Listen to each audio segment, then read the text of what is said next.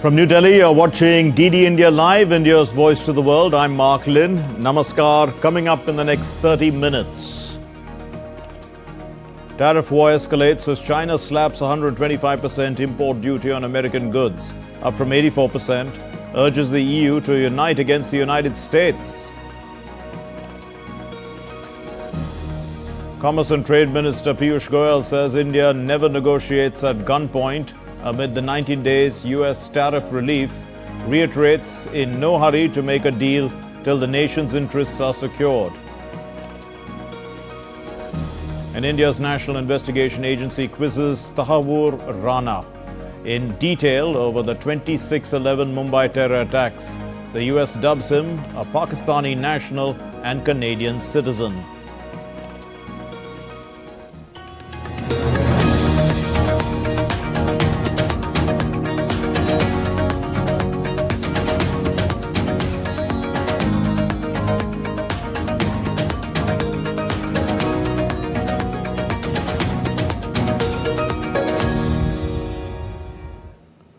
Beijing on Friday increased its tariffs on US imports to 125%, hitting back against the US President Donald Trump's decision to hike duties on Chinese goods to 145% and raising the stakes in a trade war that threatens to upend global supply chains. After a week of market mayhem as the world's two largest economies took turns to put up trade barriers, Beijing dismissed Trump's mounting brinkmanship as a joke and a numbers game. China accused Trump of unleashing turbulence in the market with the sweeping tariffs that has hit the world and said that the United States should bear full responsibility for the chaos. State media also reported that China would file a lawsuit with the World Trade Organization over Washington's fresh tariffs. Trump has deployed sweeping tariffs, including painfully higher levies for dozens of major economies as a stick, in fact, to force manufacturers to base themselves in the United States and for other countries to lower barriers to US goods. Meanwhile, President Trump said that he would love to get a deal with China to end this escalating trade war. Now, the remarks were made by Trump at a press open cabinet meeting. And during the meeting, the U.S. Treasury Secretary Scott Bessent, he stated that more trade policy predictability would result from the agreements that they reach with nations. What happens with China? We would love to be able to work a deal. They've really taken advantage of our country for a long period of time. They've ripped us off beyond anybody, nobody. How people stood for it, sitting in my position is not even believable. And we're talking about many presidents, not just a couple. But they did, and all we're doing is putting it back in shape. We're resetting the table. And I'm sure that we'll be able to get along very well. I have great respect for President Xi. He's been, in a true sense, he's been a friend of mine for a long period of time. And I think that we'll end up working out something that's very good for both countries. I look forward to it. The World Trade Organization Director General had warned the US-China trade tensions could cut the trade of goods between the two economies by as much as 80%. Now, the WTO's preliminary estimate was issued on Wednesday around the time that the US President Donald Trump had further raised tariffs on imports from China, but paused some others for 90 days. Escalating trade tensions between the United States and China pose a significant risk of a sharp contraction in their bilateral trade. Our preliminary projections suggest that merchandise trade between these two economies could decrease by as much as 80%. Further escalation becomes tantamount to a shutting off of bilateral trade between the two countries, a decoupling. The negative macroeconomic effects will not be confined to US and China alone, but will extend to other countries, especially the least developed nations. Of particular concern is the potential fragmentation of global trade along geopolitical lines. A division of the global economy into two blocks could lead to a long-term reduction in global real GDP by nearly 7%. Spain's Prime Minister Pedro Sanchez on Friday met the Chinese President Xi Jinping. The Spanish Prime Minister's visit comes amid the global fallout of US President Donald Trump's tariff policy. During the meeting, Xi Jinping has urged the European Union to join hands with Beijing. This is to oppose the unilateral bullying, is what he calls it, of the United States. Meanwhile, as the EU and China mark 50 years of their ties, the spokesperson for the European Council said that the top EU officials and Chinese leaders are due to hold their next summit in July. Taiwan is to be included in the first batch of trading partners to hold talks with Washington. President Lai Ching-te said on Friday as his economy minister said that the island could import over $200 billion worth of US goods, much of it in energy.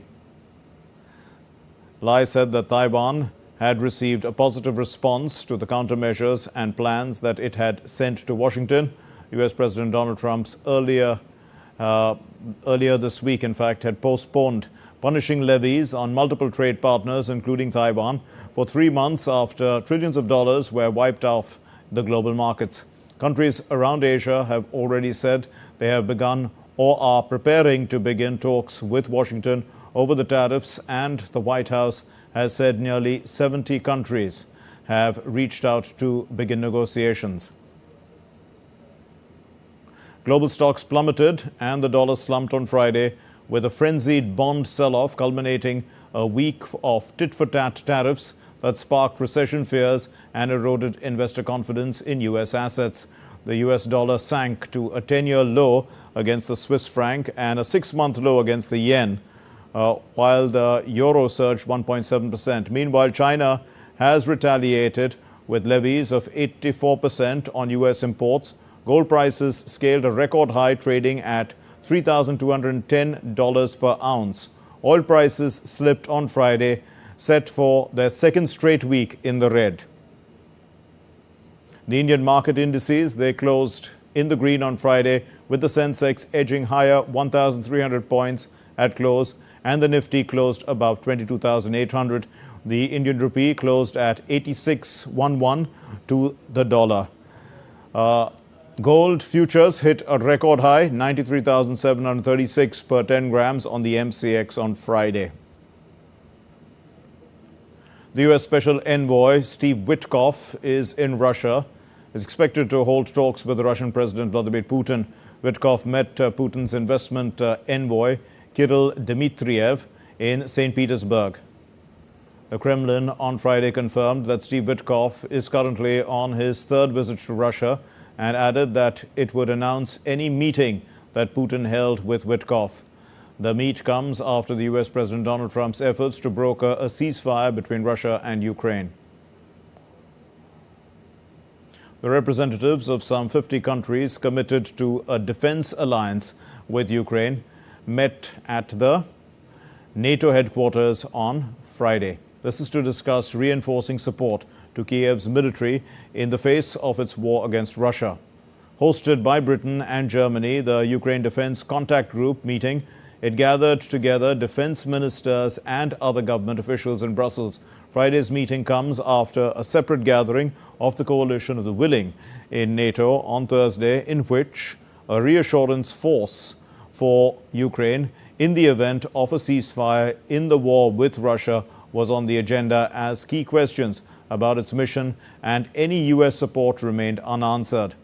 Upon arrival to Friday's talks, the EU Foreign Policy Chief, Kaja Kallas, said that the European countries have so far committed 23 billion euros for Ukraine's military aid this year, a higher amount than last year. Shifting focus, a Delhi court on Friday sent Tahawwur Rana to an 18-day National Investigation Agency custody hours after he was extradited from the United States. Rana, who played a key role in plotting the 2008 Mumbai terror attacks, which claimed 166 lives, was arrested by the NIA on Thursday after his arrival from the United States on a special flight. He was produced before the special NIA judge Chandrajit Singh, who held an in-camera hearing on NIA counsel and Special Public Prosecutor Narendra Man's plea for a 20-day remand. In a statement, the NIA said that the extradition finally came through after Rana's various litigations and appeals were rejected in the US courts. And for investigators, the challenge will be to get Rana to reveal more than what he has already told the US authorities. The US Department of Justice issued a statement after 26/11 terror attacks accused Tahawwur Rana was extradited to India from the US. It noted that Rana's extradition is a critical step towards seeking justice for the 6 Americans and scores of other victims who were killed in the heinous attacks. It dubbed the 26/11 mastermind Rana a Pakistani national and a Canadian citizen in the statement. Also, the State Department reiterated its commitment to combating global terrorism in combination and collaboration, in fact, with India. This is after the US extradited Tahawwur Rana. On April 9th, the United States extradited Tahawwur Rana to India to face justice for his role in planning the horrific 2008 Mumbai terrorist attacks. Some people watching may not remember these, but I encourage you to look them up and to find out exactly how horrible this was and the importance of this situation today. These attacks resulted in the tragic loss of 166 lives, including 6 Americans, that shocked the entire world. The United States has long supported India's efforts to ensure those responsible for these attacks are brought to justice. And as President Trump has said, the United States and India will continue to work together to combat the global scourge of terrorism. The US Department of Justice, which released 2 photos of Rana's handover, called the extradition a step towards justice. The 2008 Mumbai terror attacks co-conspirator Tahawwur Rana was shackled when he was handed over to the National Investigation Agency team in Los Angeles. A US Department of Justice photo of the handover showed. The Justice Department statement said that the US Marshals Service executed a warrant by surrendering Rana to Indian authorities for transportation to India. The death toll in the Dominican Republic roof collapse incident has risen to 221 on Thursday after recovery efforts wrapped up in the capital. The government has now approved the creating of a team of national and international experts to clarify the causes of the roof collapse at the nightclub. The incident occurred at the Jet Set Club in Santo Domingo after midnight on Tuesday. The cause of the catastrophe and the exact number of people attending the event have not yet been determined by the authorities. Let's take a look at some other stories making news from around the world. The online fast fashion giant Shein on Friday received approval from Britain's Financial Conduct Authority. This is for its planned London IPO. The FCA's approval marks a significant step towards the China-founded company's pursuit of a London listing. Apple's latest smartphone hit stores in Indonesia on Friday after a months-long ban. Sales of iPhone 16 models were halted in October due to Apple's failure to comply with rules mandating 40% local component sourcing. Japanese firms have created the world's first 3D printed train station, a compact white curved roof structure in rural western Japan. The West Japan Railway Company said that the project took just 7 days. Still to come here on DD India Live. President Draupadi Murmu concludes her official visit to Slovakia. The Indian External Affairs Minister Jaishankar calls for changing nuclear laws to get investments.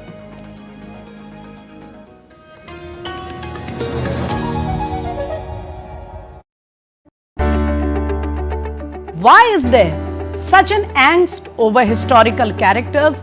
The portrayal of India's history. Our history is still not Bharat's history.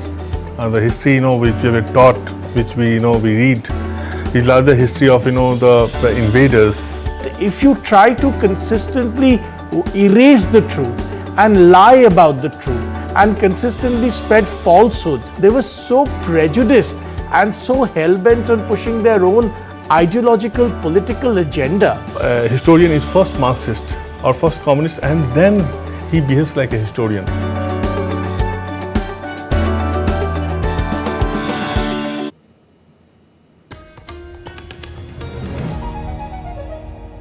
You're watching DD India Live. I'm Mark Lynn.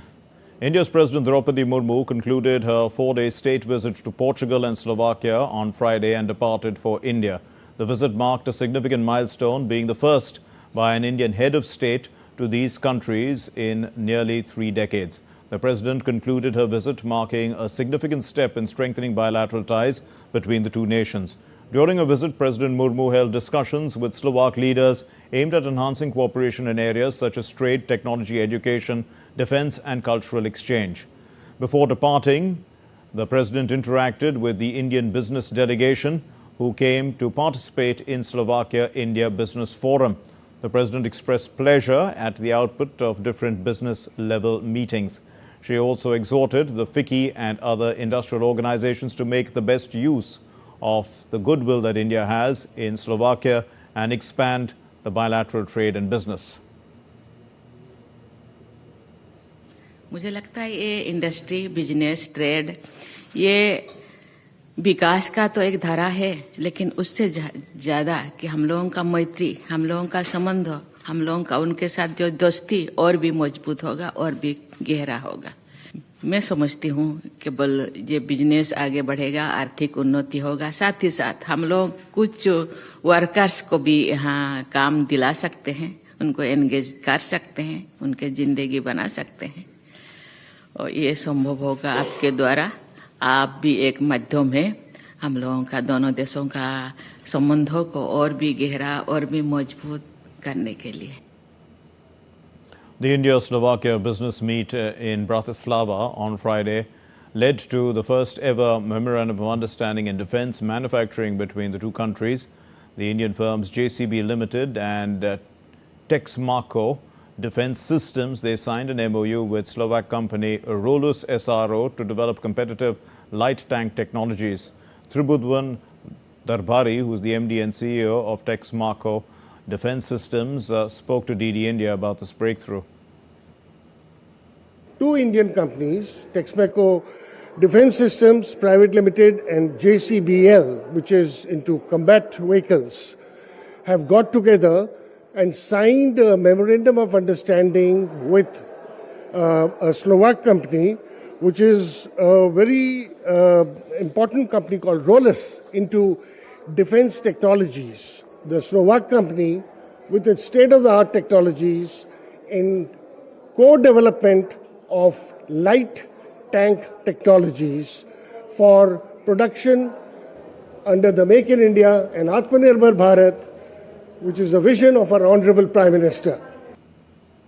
Prime Minister Narendra Modi on Friday visited the Anandpur Dham of Isagarh Tehsil in Madhya Pradesh. The Prime Minister visited and offered prayers at Guruji Maharaj Temple and also visited the temple complex. The Anandpur Dham has been established for spiritual and philanthropic purposes. The visit of the Prime Minister is in line with his commitment to furthering the cultural and spiritual heritage of India. Now, earlier in the day, the Prime Minister Narendra Modi also visited the holy city of Varanasi in the state of Uttar Pradesh. During his visit, the Prime Minister inaugurated and laid the foundation stone of 44 projects worth 3,884.18 crore rupees, covering sectors like roads, power, education, sports and drinking water. He handed out the Ayushman Bharat cards to elderly citizens, distributed GI certificates and transferred 106 crore rupees to dairy farmers. In his address, the Prime Minister said that Kashi has now become a symbol of both heritage and modernity. Taking a dig at the previous government, the Prime Minister reaffirmed his government's inclusive approach and said that today the government is working on the mantra of Sabka Saath, Sabka Vikas. देश के लिए उस विचार को लेकर के चलते हैं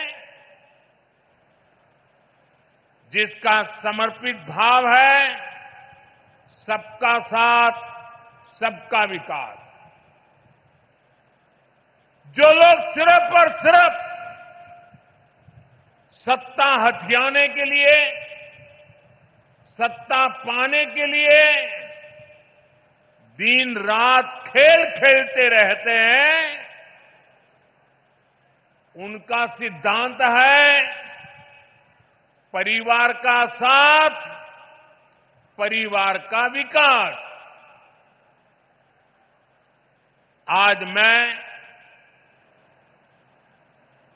सबका साथ, सबका विकास के एक मंत्र को साकार करने की दिशा में पूर्वांचल के पशुपालक परिवारों को, विशेष रूप से हमारी मेहनतकश बहनों को विशेष बधाई देता हूं। In a significant move to bolster bilateral ties, India's Commerce and Industry Minister Piyush Goyal and Italy's Deputy Prime Minister and Foreign Minister Antonio Tajani, they held a joint press conference emphasizing their commitment to deepening the strategic partnership between the two countries. The discussions spanned key areas such as trade, energy transition, innovation and business cooperation. While addressing the press, the Minister Goyal, he highlighted the collaborative efforts underway to make the Indo-European Union Free Trade Agreement, FTA, a reality. We are trying to forge impactful partnerships across different sectors and convert this strategic partnership to a comprehensive strategic relationship which will significantly increase our current bilateral trade from $15 billion going forward. We have shared interests in different areas like space. We are working together on the India, Middle East, European corridor, on Global Biofuels Alliance, the ISA, the Coalition for Disaster Resilient Infrastructure, and working together to make the EU-India FTA a reality by the end of the year, as was decided by Prime Minister Modi and President von der Leyen.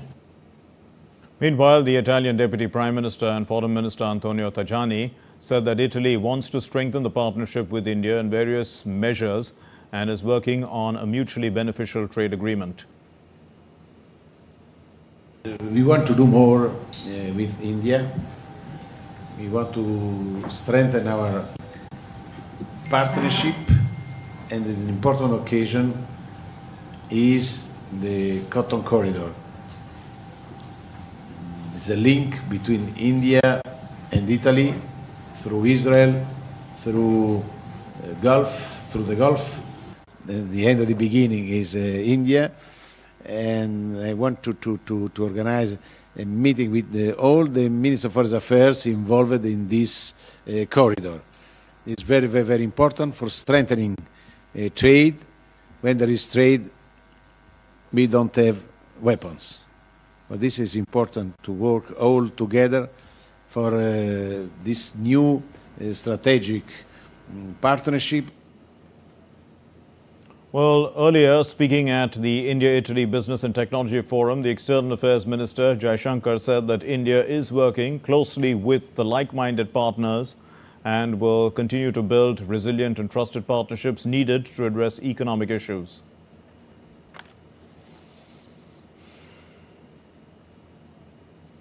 Countries across the world are understandably responding by de-risking, by building strong political and economic partnerships, by diversifying the manufacturing and trade partners, and by investing at home in innovation and research. Both our countries are witnessing these trends at home. In recent years, India has been working closely with like-minded partners to build the kind of resilient and trusted partnerships that we need now to address not only our economic interests, but our strategic priorities as well. Speaking on 90 days relief on U.S. tariffs, the Commerce and Industry Minister Piyush Goyal said that India-U.S. trade talks are progressing well and India is first, keeping India first. All our trade talks are going on, progressing well with the spirit of India first and to ensure our pathway to Viksit Bharat 2047 in the Amrit Kal. हम बंदूक रख के कभी negotiate नहीं करते। समय की पाबंदियां अच्छी रहती हैं कि वो प्रोत्साहित करती हैं कि तेजी से बात हो, लेकिन जब तक देशहित और जनहित को हम सुरक्षित ना रख सके तब तक कभी भी जल्दबाजी करना अच्छा नहीं है। Well, the 9th edition of the Carnegie Global Tech Summit began in New Delhi on Friday, and speaking at the summit, India's External Affairs Minister Jai Shankar called for changing the nuclear laws to get investments, while stressing that startup culture in India is deepening. The Global Technology Summit is India's flagship dialogue on geotechnology, co-hosted by Carnegie India and the Ministry of External Affairs. While discussing the theme of the event, Sambhavna, or possibilities, the External Affairs Minister said that it was appropriate as it reflected how India viewed the world. On the global front, Dr. Jai Shankar discussed how the US had changed its approach to the world in the past year. And apart from the US, China also has advanced in the past year. I think the space advancements are very interesting, not just for what they have achieved, but the manner in which the space industry and the space ecosystem itself is changing. I would say that to some degree for drones as well. The startup culture is deepening. The number of GCCs in this country is growing. And of course, when it comes to the AI era, I think where India is concerned, it's not just the scale of the data which would be generated, but in many ways the diversity of the data which would make it somewhat unique. Well, that's all we have in this edition of DD India Live. Let's know your thoughts on the news of the day. For those of you on the go, you can get the latest news and updates from India and across the world on the DD India mobile app, which is available on Android and iOS platforms. Scan the QR code and download it now. We'll be back with more news as it breaks here on DD India. I'm Mark Lynn. From all of us here in Delhi, thank you very much for watching DD India Live. Namaskar.